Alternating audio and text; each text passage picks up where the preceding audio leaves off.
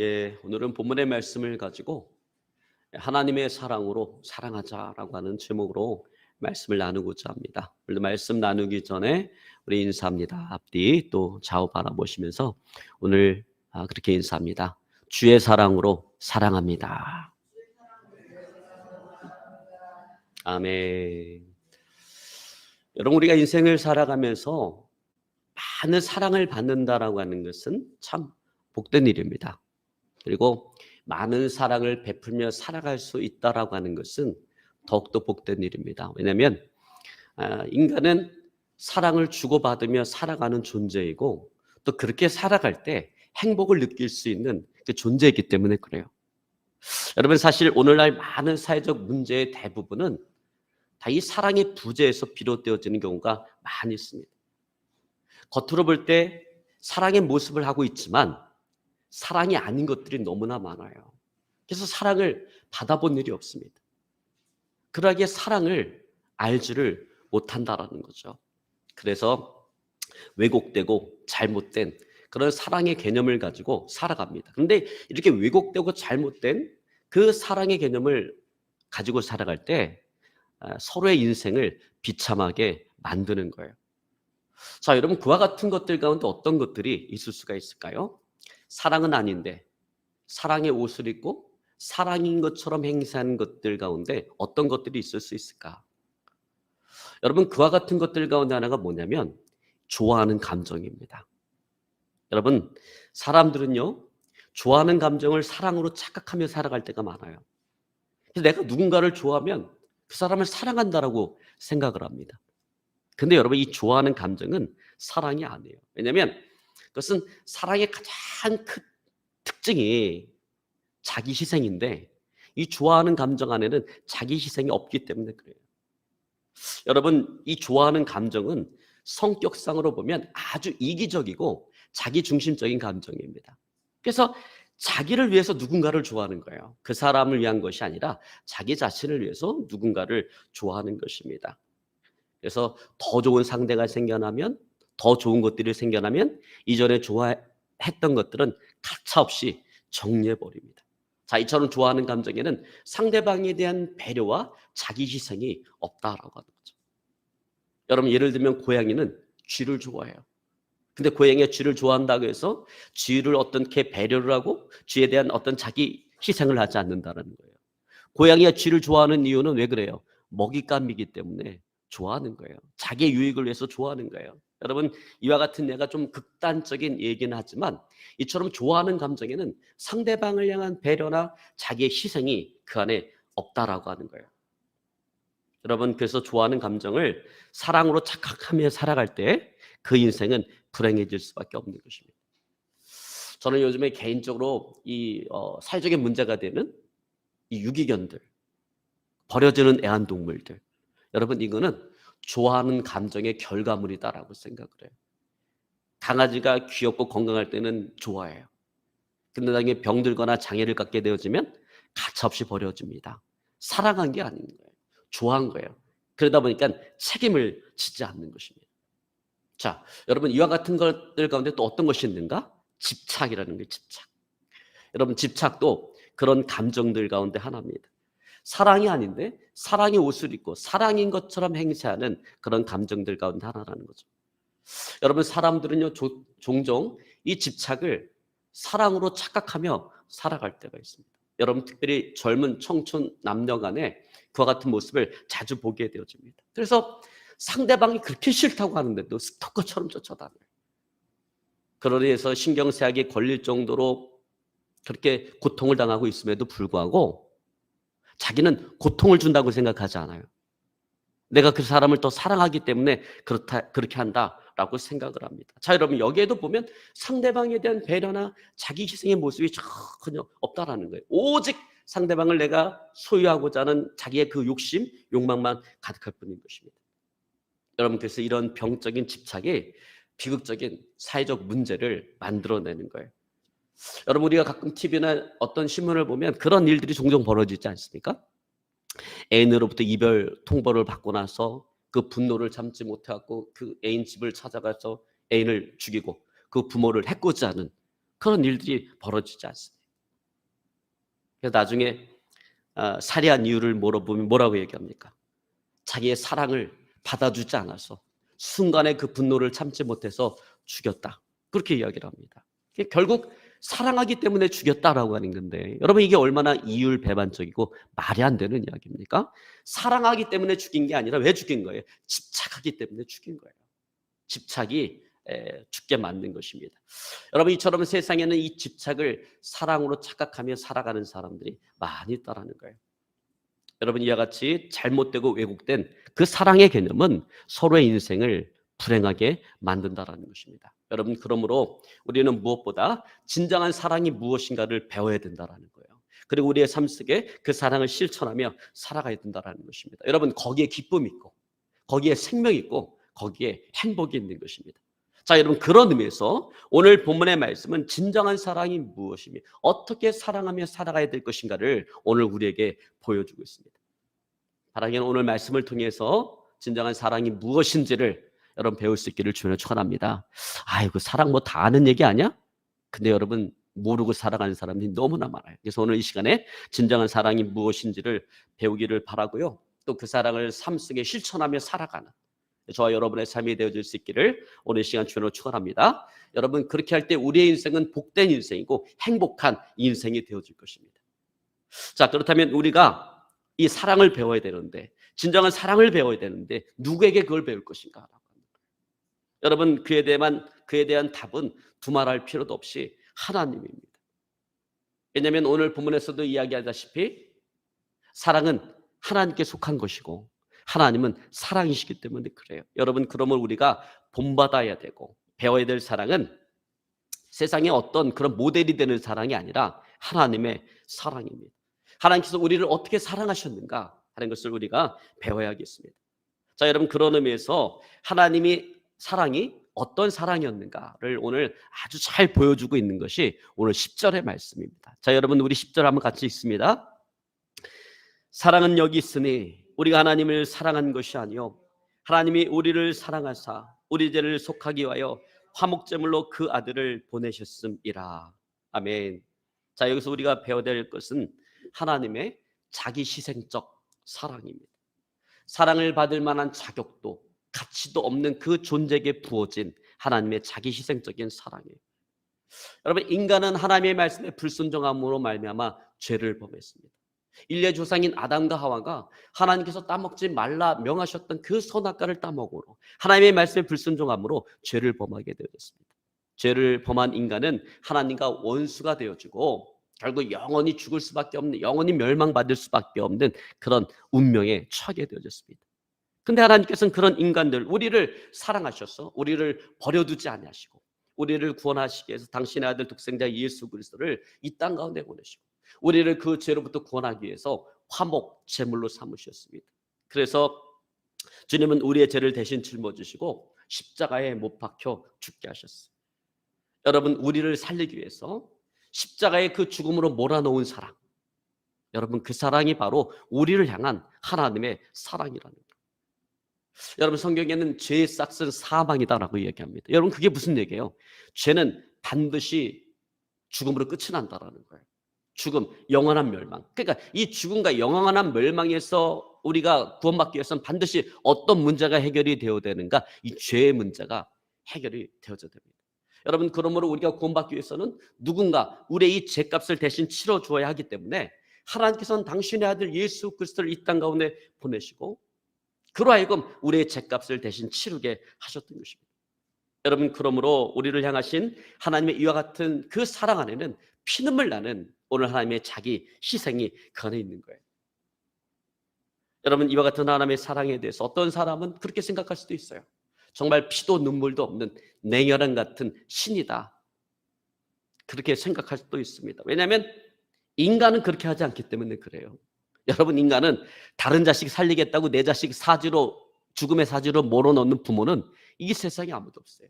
그러니까 인간은 죽었다 깨어나도 이와 같은 하나님의 사랑을 이해할 수가 없는 거예요.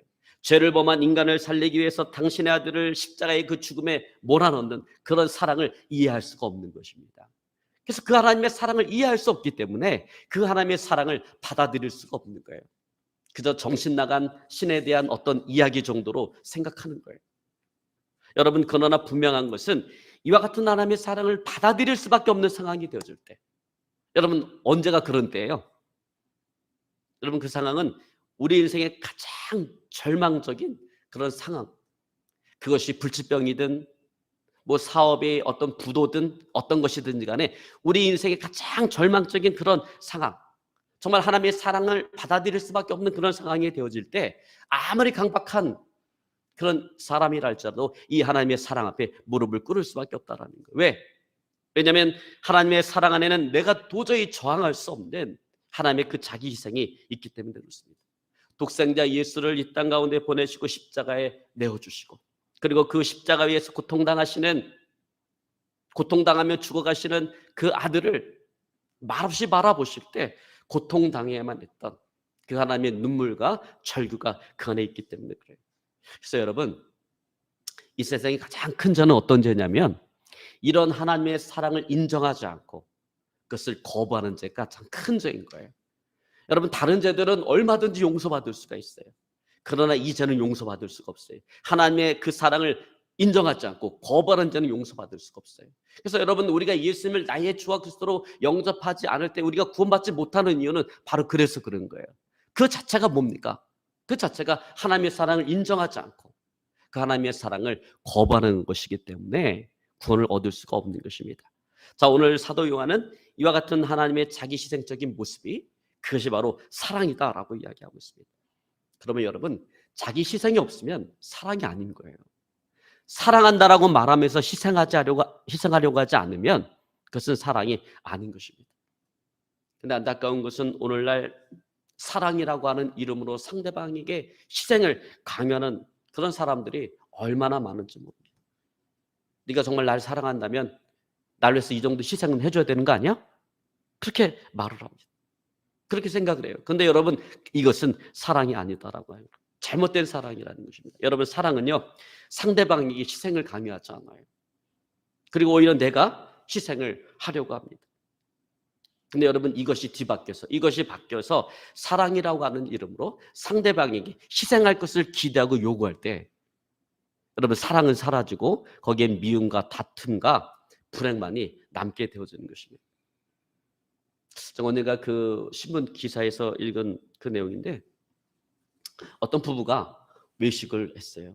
외식을 하고 집에 돌아왔는데 그만 식당에서 커피 마시는 걸 깜빡하고 그냥 집에 돌아온 거예요. 그래서 아내가 커피가 먹고 싶어서 남편에게 그렇게 얘기했어요. 여보, 우리 바깥에서 참 기분 좋게 외식했는데 우리 커피도 같이 한잔 합시다. 근데 남편 되시는 분은 커피를 싫어해요. 왜냐하면 커피를 먹으면 이 잠을 자기가 너무나 힘들기 때문에 커피를 싫어합니다. 그래서 아내에게 그렇게 얘기했어요. 여보, 나는 커피 안 먹을래. 근데 커피 먹으면 잠자기도 어렵고 그냥 당신이나 먹어요. 근데 이 아내 되시는 분은 그 기쁜, 같이 외식을 했으니까 커피를 같이 먹고 싶은 거예요. 그래서 남편에게 이야기합니다. 아이, 그러지 말고 우리 커피나 좀 같이 합시다. 그러니까 남편이 자꾸 짜증이 나니까, 아니 왜 그 커피 먹기 싫다는데 왜 자꾸 커피 먹자고 그러는 거야? 그러니까 아내도 화가 난 거예요. 아니, 커피 먹는 게 뭐 이렇게 대단한 일이라고 제기를 재요? 그냥 같이 한 잔 먹으면 되지. 그러니까 남편이 화가 났어요. 뭐? 커피 먹는 걸 갖고 그러냐고? 아니, 나는 커피 안 먹을 자유도 없나? 그 실강이가 부리더니 작은 이야기가 다툼이 되어지고 그것이 마침내 큰 싸움이 되어져 버렸습니다. 마침내 분노를 참지 못한 그 아내가 자기도 모르게 순간적으로 부엌에 가더니 식칼을 가지고 가서 찔러서 죽이는 그런 불상사가 벌어지고 말았습니다. 저 이 기사를 보면서 결심했어요. 아내가 커피 먹자고 할 때 순종하자. 그 남편 되시는 성도님은요, 아내가 커피 먹자 그러면 순종해야 돼요. 그래야 오래 살 수가 있습니다. 여러분, 참 너무나 안타까운 일이에요. 커피 한 잔이 죽음이라고 하는 불상사로 번지게 되어진 것입니다. 여러분, 만약에 이 부부가 사랑이라고 하는 것은 상대방에게 희생을 강요하는 것이 아니라 내가 희생하는 것이다라고 하는 것을 알고 있었다면 얼마나 좋았을까요?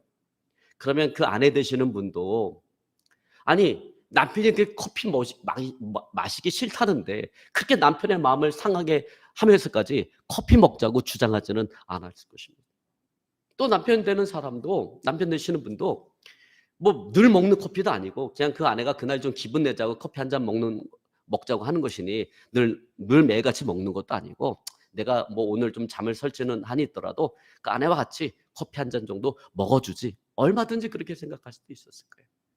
그러나 그들은 자기만을 생각하고 상대방에게 희생을 강요하다가 그 어떤 비극적인 일을 맞이하게 되어진 것입니다. 여러분, 그래요. 그러므로 우리가 꼭 명심해야 될 것이 있습니다. 사랑은 결코 사랑이라고 하는 이름으로 상대방에게 희생을 강요하지 않는다라는 거예요. 오히려 내가 먼저 희생하려고 한다라는 것입니다. 그리고 그것을 더 기쁨으로 여긴다라는 거예요. 여러분, 자식을 사랑하면서 자식에게 희생할 것을 강요하는 부모가 있나요? 내가 너 이렇게 너를 키워주니까 너는 이 다음에 나한테 효도해야 되고 하여튼 나한테 이제 잘해야 돼. 여러분, 이런 생각하고 자녀에게 희생하는 부모는 없어요. 그게 사랑인 거죠. 희생을 강요하지 않습니다. 그리고 희생하는 것에서 그걸 기쁨으로 여기지 그것을 고통으로 여기지 않는다. 오늘 하나님께서 보여준 그 사랑이 바로 그와 같은 사랑인 것입니다. 여러분, 바라기는 오늘 그와 같은 하나님의 사랑으로 사랑하며 살아갈 수 있기를 오늘 시간 주님을 축원합니다. 자기 희생적인 사랑으로 서로를 사랑하며 살아가는 자 되시기를 주님을 축원합니다. 여러분, 그러므로 사도 요한은 11절에 이렇게 말씀하고 있습니다. 사랑하는 자들아, 하나님이 이같이 우리를 사랑하셨은즉 우리도 서로 사랑하는 것이 마땅하도다. 여러분, 하나님께서 보여주신 그 본을 따라 서로 사랑하시기를 주로 축원합니다.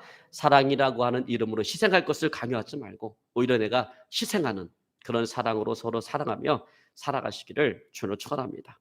이렇게 하나님의 말씀에 순종해서 그러한 자기 희생적인 사랑으로 살아갈 때 하나님은요, 우리에게 아주 중요한 축복의 약속을 주고 계십니다. 여러분, 12절 우리 같이 봅니다.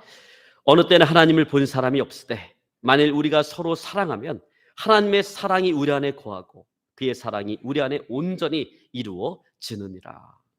여러분, 이와 같은 축복의 약속이라면 얼마든지 자기 희생적인 사랑으로 살아갈 만하지 않겠어요? 여러분, 자기 희생적 사랑으로 사랑하며 살아갈 때 하나님은 어떤 약속을 주시는 거예요? 하나님의 사랑이 우리 안에, 하나님께서 우리 안에 거하신다라는 거예요. 그리고 그 하나님의 사랑이 우리 안에 온전히 이루어진다라는 것입니다. 그래서 행복한 가정, 행복한 믿음의 공동체가 되게 하신다라는 것입니다. 여러분, 믿으시길 주님을 축원합니다. 그래서 여러분, 행복한 인생, 행복한 가정, 행복한 믿음의 공동체가 되길 원한다면 오늘부터 기대하지 마세요. 상대방이 날 위해서 희생할 것을 기대하고 요구하지도 마시고 그냥 내가 헌신하고 내가 희생하며 살아간다라고 그렇게 사랑을 주시기 바랍니다. 그러면 여러분, 그 안에 하나님께서 거하시고 하나님의 사랑이 그 안에 거하고 하나님의 사랑이 온전히 이루어지게 되어지는 것입니다. 여러분, 물론 이게 쉬운 것은 아니에요. 어려워요. 왜냐하면 지금까지 여러 가지 이유로 희생을 강요당하며 살아왔기 때문에 그래요. 그래서 마음 한편에서는 아마 그런 마음도 있을 거예요. 아예 목사님, 그런 말 하지 마세요. 내가 지금 이 인간과 살아주는 것만 해도 이 인간은 나한테 감사해야 돼요. 여러분, 그런 마음 가질 수도 있을 거예요. 여러분, 또 사실이 그렇습니다. 서로 사랑하며 살아가야 될 가정과 교회가 살다 보니까 어느새 서로 견디며 살아가는 그런 가정과 그런 교회가 되어지는 경우가 많습니다. 참 저도 많이 봐요. 그렇게 저는 그 큰 교회에 있었잖아요. 큰 게 부교육자로 있으면서 맡은 교구를 가다 보면 겉으로 볼 때는 그냥 저는 그냥 아주 사랑이 넘치는 그런 가정인 줄 알았어요. 신방을 닦아보면 그런 가정이 아니라 그냥 각방 쓴 지 오래되고 서로 견디며 살아가는 그런 가정이 되어진 경우가 얼마나 많은지. 왜 그럴까요? 왜 그렇게 될까요? 희생을 강요당한 상처가 있기 때문에 그래요. 그 강요당한 그 상처가 치유되지 않았기 때문에 그렇습니다. 어느 초등학교를 다니는 아들이 퇴근하는 아빠가 퇴근하고 들어올 때 아빠에게 그렇게 이야기합니다. 아빠, 오늘 나 지금 역사 숙제하고 있는데 학교에서 세계의 3대 악처에 대해서 조사를 해오래요. 소크라테스의 아내 크산티페, 욥의 아내는 알겠는데 나머지 한 사람을 모르겠어요. 그 아버지가, 야 임마, 넌 네 엄마 이름도 모르냐? 시간이 흘러가서 아들하고 엄마하고 식당에 식사를 하러 갔는데 이 아들이 아주 조용하게 밥을 먹어야 되는데 사방팔방 뛰어다니면서 시끄럽게 하는 거예요. 그러니까 엄마가 이 아들을 탁 붙잡아다가 자리에 앉혀놓고, 야, 너 엄마가 어떤 사람이 제일 싫다 그랬지? 당연히 엄마는 공공장소에서 뛰어다니는 사람이 이렇게 말할 줄 알았는데 이 아이가 전혀 망설임도 없이 아빠요 그러더랍니다. 여러분 뭐 웃자고 한 얘기인데 저는 여러분 이 얘기가 오늘 우리의 그런 가정을 잘 대변해 주는 그런 이야기가 아닌가 그런 생각을 해봅니다. 서로 사랑하면서 미워하는 그런 애증적인 관계가 되어져 버렸어요. 제가 서모교에서 부교육자로 있을 때 제가 맡은 그 교구에 젊은 집사 부부가 있었어요. 어느 날 그 가정에 이제 신방을 하고 이제 식사 대접을 해준다 그래서 이제 식사 대접을 받으면서 그 아내 되시는 그 집사님이 자기 안에 일어난 그 변화에 대한 이야기를 합니다. 이 아내 되는 집사님은 그 현재의 남편을 사랑해서 결혼을 했는데 시집을 가니까 시집살이가 어마어마한 거예요. 이 아내 되시는 집사님은 모태신앙이에요. 믿음이 좋은 모태신앙이라 결혼하기 전에 세상적으로 보면 조건이 좋은 남자가 훨씬 더 많았지만 그래도 조건은 좀 못하지만 그래도 믿는 남자, 믿음의 가정에 시집을 가기를 원했어요. 그래서 현재의 남편을 선택을 한 거예요. 믿음이 같으면 가정의 화목을 이루는데 도움이 될 것이다 라고 생각을 해서 현재의 남편을 만나서 결혼을 한 겁니다. 근데 이게 웬일입니까? 시어머니 되는 권사님의 시집살이가 믿지 않는 사람보다 더해요. 여러분 교회에서 보면은 그냥 권사님이 생긴 인격도 있는데 이게 막상 결혼을 해보면 그게 아니라는 거죠. 그냥 교회에서 보면 참 괜찮은 권사님인데 집에 가면 이게 시집살이가 믿지 않는 사람보다 더한 거예요. 여러분 보통 이럴 경우에는 남편 되는 사람이 중간에서 역할을 잘해주면 좀 시집살이가 덜할 텐데 이 남편 되는 사람이 엄청난 효자예요. 그러니까 고부간의 갈등이 빚어지면 항상 시어머니 편을 드는 거예요.